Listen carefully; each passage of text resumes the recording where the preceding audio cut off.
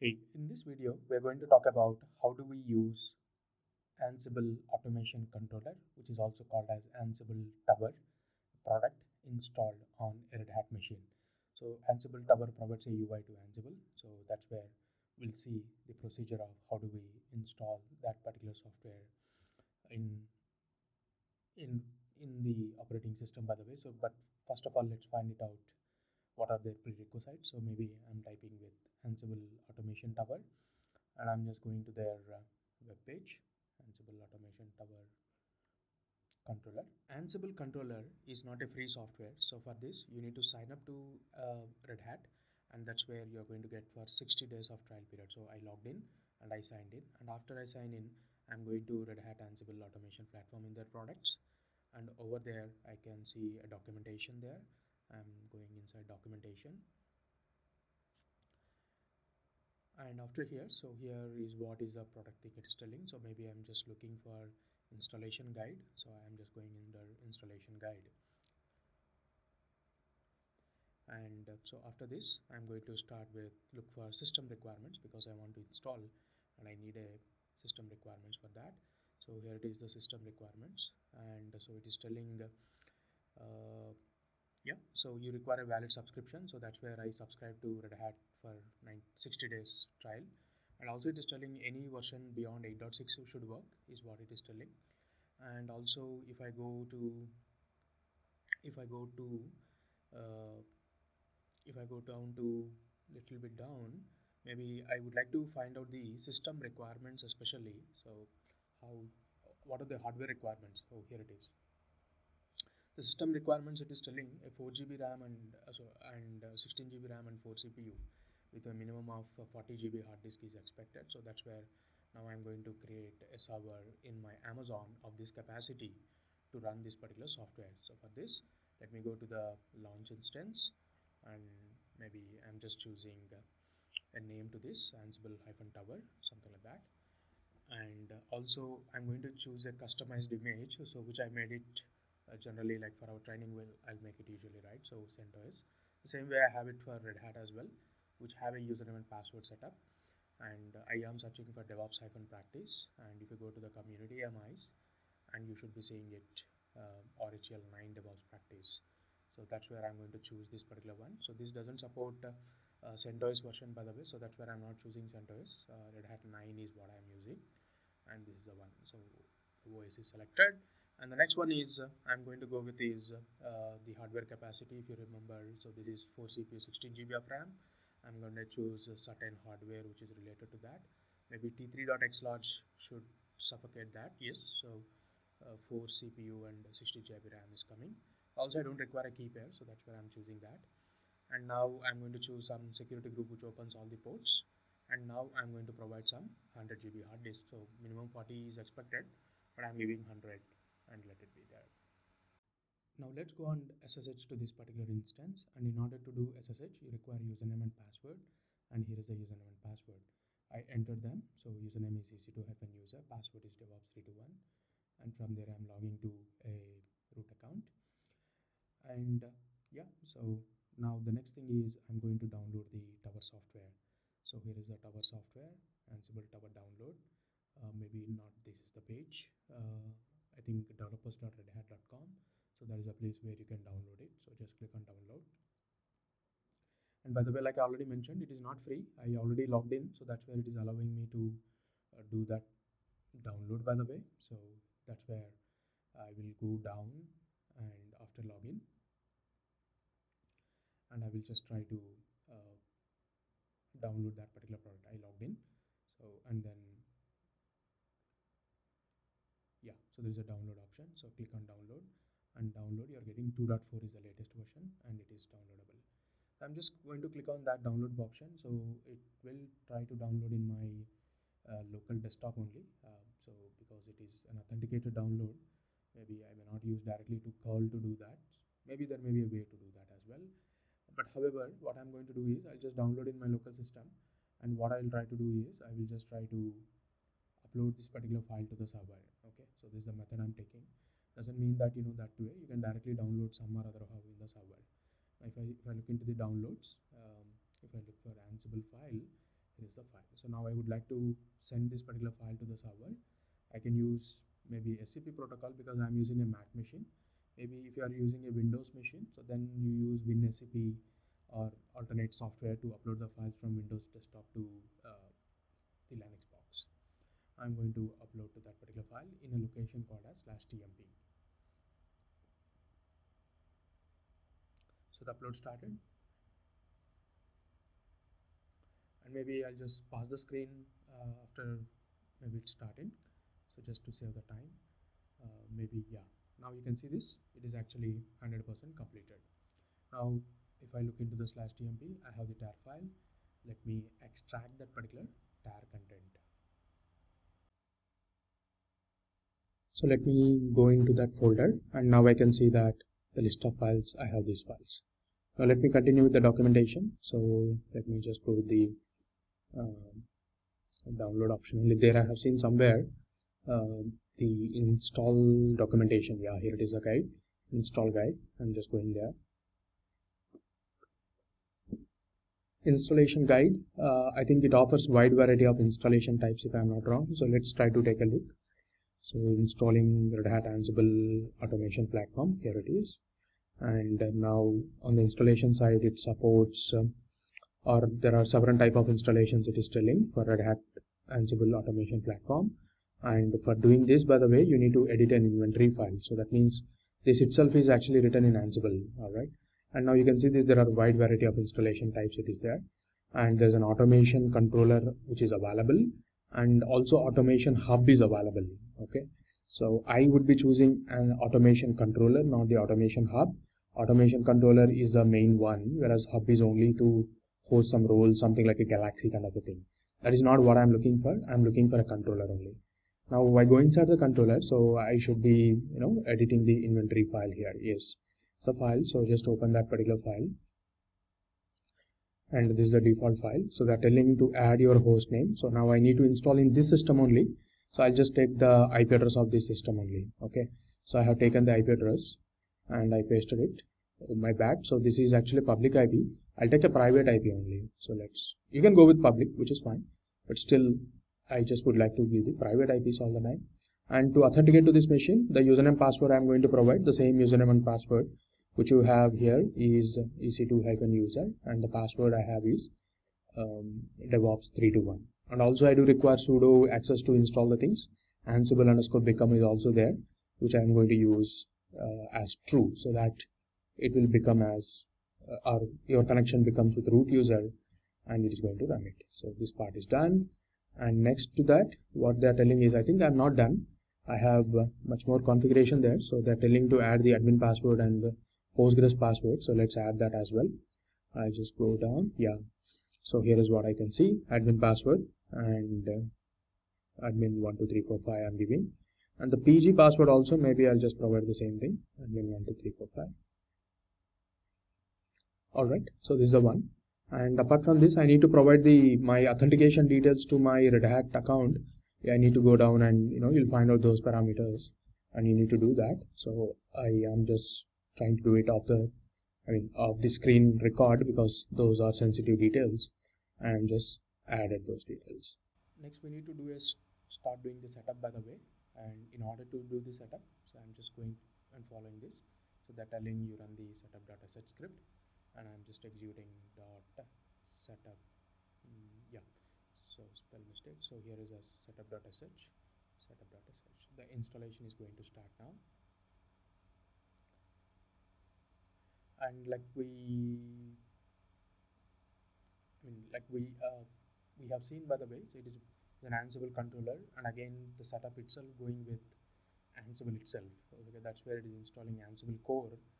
And in order to run the playbook, it requires this. So the first failure coming into picture, it is due to the password authentication we are using, and it is not going to store the known host file automatically if you are using password. So that's where we need to edit the config file, or else you can pass some sort of configuration to Ansible. Rather than that, I would just prefer on the system add local sh configuration for this user. So strict host key checking is no. So that's where it will not bother about that known host anymore. So it will just auto accept it. And now let's try to run the setup once again.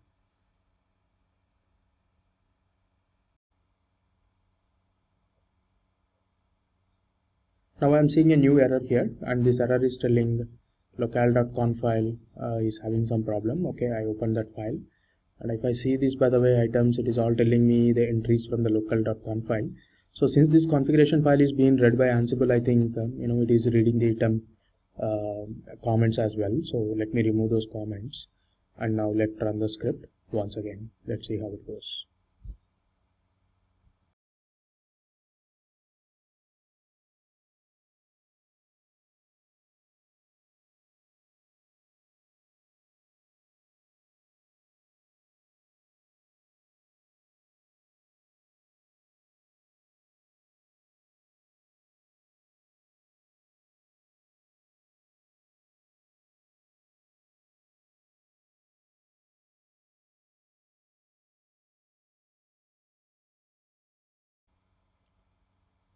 It just stuck here. Maybe I'm not sure. Will it fail? Some errors came.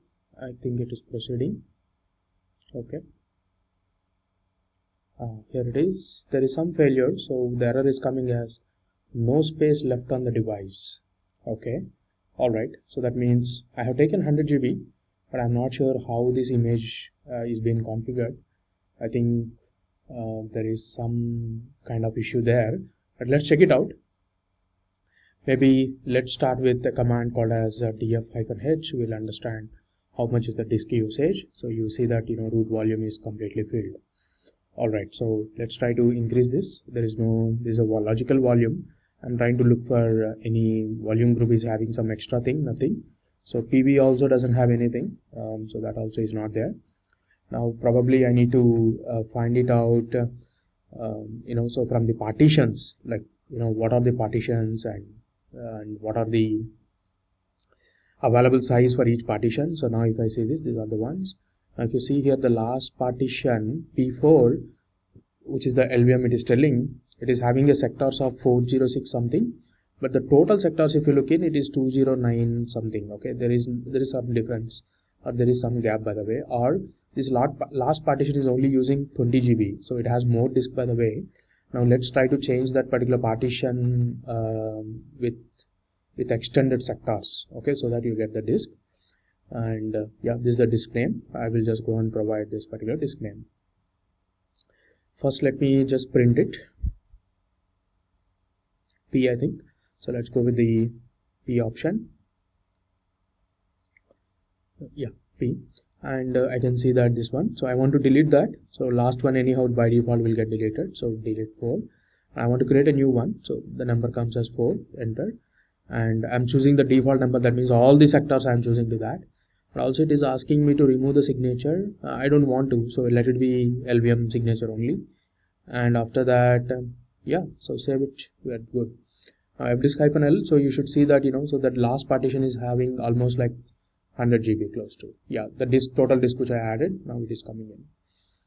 Okay, so now PVS is actually still not getting the thing, so that's where I'm doing a PV resize, so that it will just go for a increase in PV. So now PV is increased, and since the PV is increased, so this PV belong to VG, so VG get increased automatically. So I don't need to do anything particular on VG, but I wanted to extend the volume LVM. So here is a document which is there. So this LVM is to increase the 100% LVM. No, that is not what I'm looking for. I don't want to give the 100% to that particular root one, because maybe later if any other failures come into picture, I need to allocate to some other mount points as well. So that's where maybe we'll just try to add some size, by the way. So let's look. I don't remember the LVM extend command exactly. So let me just go and try to find out LVM extend command. And maybe in the ChatGPT I can find it out. LVM extend -L. You can give a particular size. That's where, sorry, yeah, LV extend -L. Okay, so then plus maybe 10 GB I'm providing to this particular. Where is this PV LVM name? Yeah, this is the LVM name. Oh, sorry. Yeah, again LVM name. Yeah. So now you can do this. If you just do LVS, you can see that become 14 GB, but the mount point will not get extended automatically. So you just need to do a file system commands. By the way, it is still 4 GB, right? So since it is, I think let's find it out. It is XFS, right? So XFS means there is an XFS grow option is there. So XFS grow I'll go for, and give the mount point or LVM. Anything is fine. So we just do that. Now it says it is extended, so you can go ahead and give df-h. Now you'll see that 14 GB is now extended one. Let's go and run the setup script once again, and now let's see.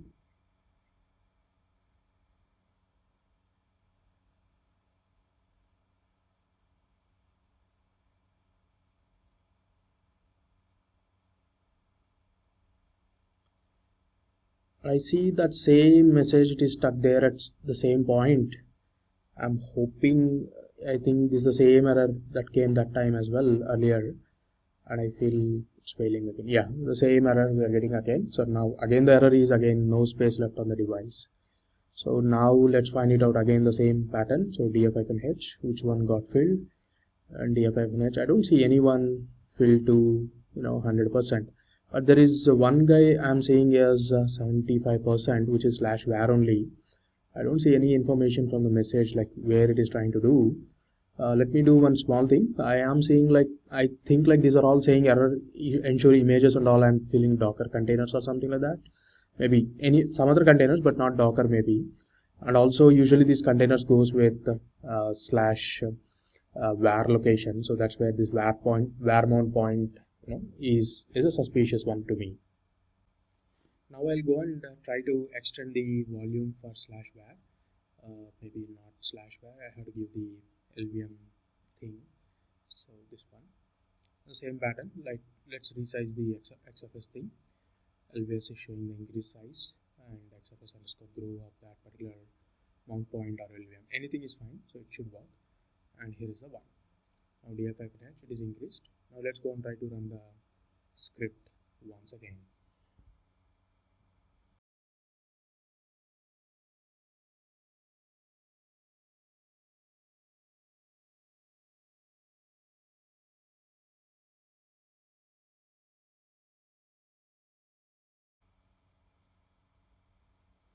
Okay, cool. Finally it is saying it is all good now. Now let's go and try to so just find it out which port it has opened. So maybe netstat command I can execute to find it out. So seems like netstat is not there. So I think I don't remember the package name. Let's try to find out that particular package, maybe NC or something. Let's try that. I also don't remember the package name, so let me just try install NC or ncat. Something is there, I don't remember. Let's try this ncat maybe. I mean, why to guess, by the way. So let's find out what is the package name. So yum list, and I can find it out the package name, right? So yum list all and grep for net, something like that. Here are the different net things. Yeah, here it is, nettools. Nettools is the one which comes with the netstat command. I'm just going to install nettools. Now I'm going to find it out. So what are the ports which is open? netstat-lntp. So now you can see this, it's actually opening 80 port and 443 port, right? So probably I'll take this IP address, put it on the browser and enter. I am seeing some HTTPS redirection, which is okay. And if I click on this, now the Ansible UI is coming. This is the brand new dashboard of the Ansible UI. After installation, successful installation, we are seeing this. Now in the next video, we are going to talk about how do we utilize this particular UI, and also for such interesting content. So please subscribe to the channel.